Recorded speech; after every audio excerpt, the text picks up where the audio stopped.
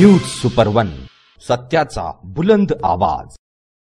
अशाच ताज्या महत्त्वपूर्ण घडामोडी बघण्यासाठी सबस्क्राइब करा news super one. Shri Saibaba संस्थान विश्वस्त व्यवस्था शिर्डीच्या वतीने आयोजित केलेल्या श्री गोकुळाष्टमी उत्सवानिमित्त श्री साईबाबा समाधी मंदिरात रात्र 10 ते 12 वाजता हबप सौ स्मिता आजेगावकर यांचे श्रीकृष्ण जन्मकीर्तन होऊन श्रीकृष्ण जन्मोत्सव साजरा करण्यात आला आहे।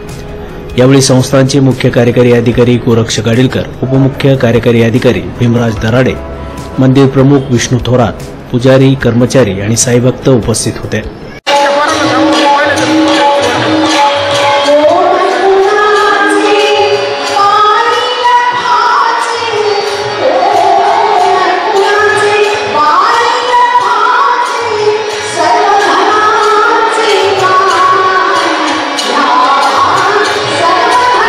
त्यानंतर श्रींची शेजारती झाली।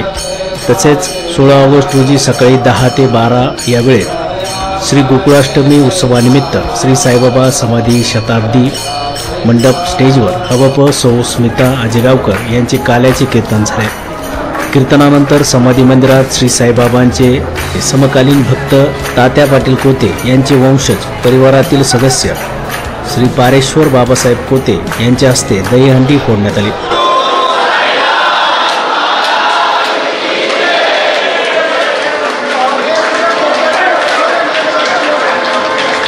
यावेळी मुख्य कार्यकारी अधिकारी गोरक्ष गाडीलकर, मंदिर प्रमुख विष्णू थोरात, मंदिर पुजारी, कर्मचारी, शिर्डी ग्रामस्थ आणि साईभक्त मोठ्या संख्येने उपस्थित होते।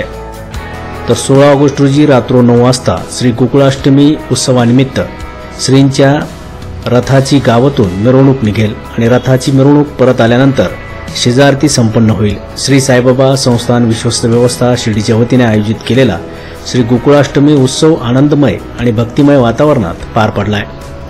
न्यूज सुपर वन साठी राजेंद्र दुंबळे, शिर्डी।